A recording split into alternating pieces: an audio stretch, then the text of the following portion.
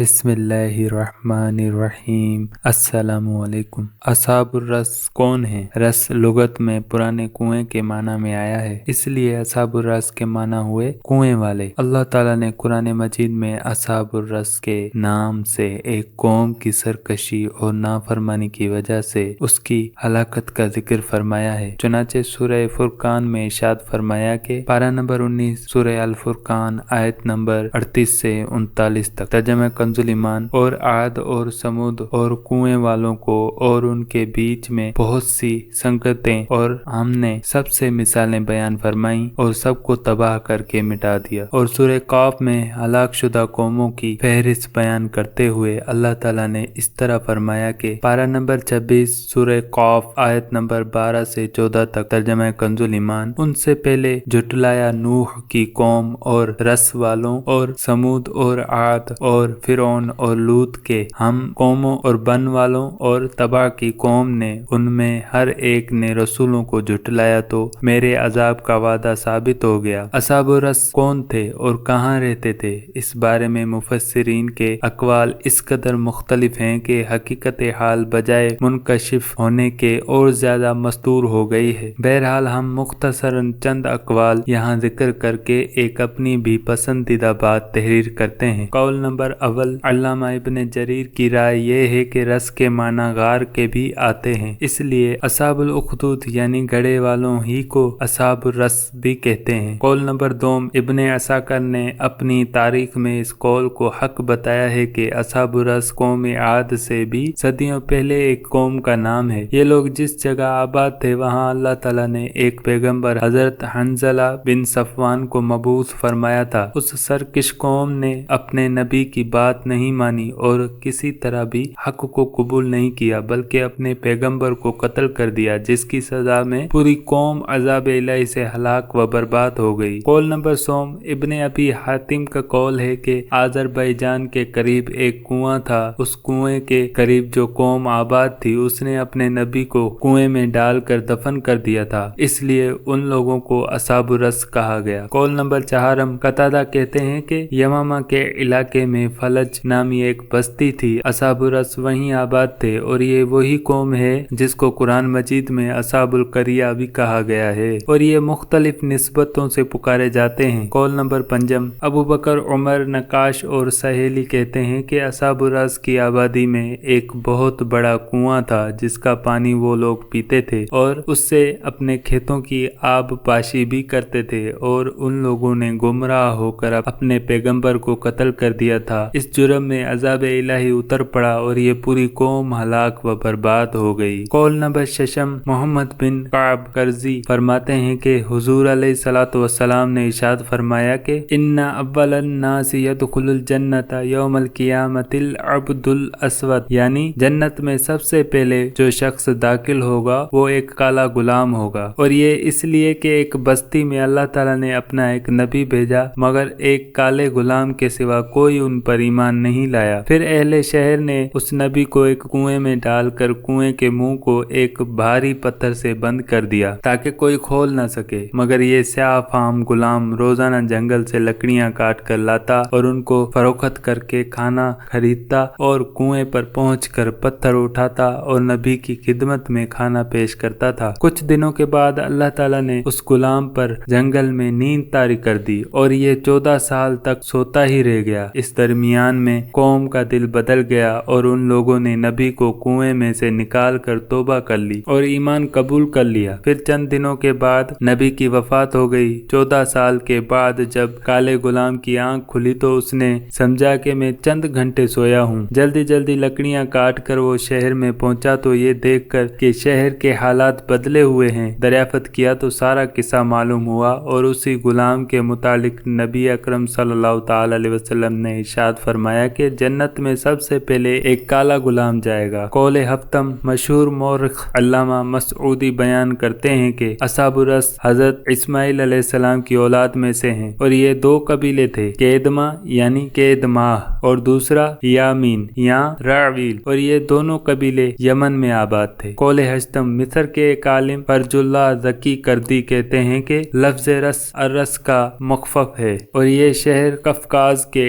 इलाके में वाक़ वाक़े है। इस वादी में अल्लाह ताला ने एक नबी को मबूस फरमाया जिनका नाम इब्राहिम ज़रदश्त था। उन्होंने अपनी कौम को दीन हक की दावत दी, मगर उनकी कौम ने सरकशी और बगावत इख्तियार की, चुनांचे ये कौम अज़ाब इलाही से हलाक कर दी गई। असहाबुर रस के बारे में ये 8 अक़वाल हैं, जिनमें से सभी अक़वाल मौरिज़े बहस में हैं और लोगों ने इन अक़वाल व रिवायात पर काफ़ी रद्द कदह किया है, जिनकी तफसीलात को जिक्र करके हम अपनी मुख्तसर किताब को तवील देना पसंद नहीं करते। खुलासा कलाम यह है कि असहाबुर रस के बारे में कुरान मजीद में इतना तो पता चलता है कि इन लोगों का वजूद यकीनन हज़रत ईसा अलैहिस्सलाम के दरमियान के ज़माने की किसी कौम का तज़किरा है या किसी कदीमुल अहद कौम का जिक्र है, तो कुरान मजीद ने इस बारे में कुछ भी बयान नहीं फरमाया है और मज़कूरा बाला तफसीरी रिवायतों से इसका कतई फैसला होना बहुत ही मुश्किल है। वल्लाहु ताला आलम। अस्सलामु अलैकुम।